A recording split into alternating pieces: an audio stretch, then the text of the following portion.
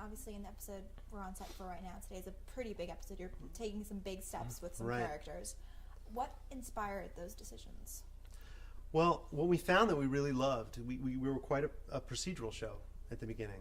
And it was kind of like the layers of an onion. We were slowly peeling back character. And as we got further into the writing process, we realized that that's really the stories that we wanted to tell about our characters and how connected they are to their cases and their personal lives and how that would play into the episodes and how it would affect their jobs and their relationships on the show. And so this is really kind of the manifestation of that direction, really fleshing out the characters. So we're almost doing one case, and now before there were two cases, and spending a lot of time telling character stories, which is really fun for the actors and it's fun for us. Yeah, and I will say, as someone who watched the show, I definitely enjoy how you, even from the beginning, you guys have been bringing back characters who've kind of popped right away. Is there anyone that you really particularly are planning on using a lot more in the future, or you'd like to see return to the show? Well, from the pilot, there are many great character actors that we've had on this show.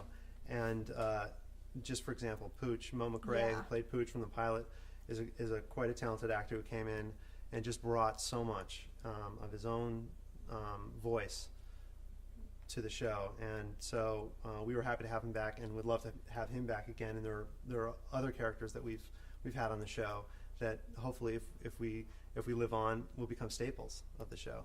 Very cool. And obviously, there's some big questions about some of the detectives. Fitch, kind of not really sure about what's going on with him. Anything you can tease to about that? Well, the trick with Fitch is that every question that we answer, another question is posed. But there's some big character revelations about his backstory in New York that will start to emerge in this episode.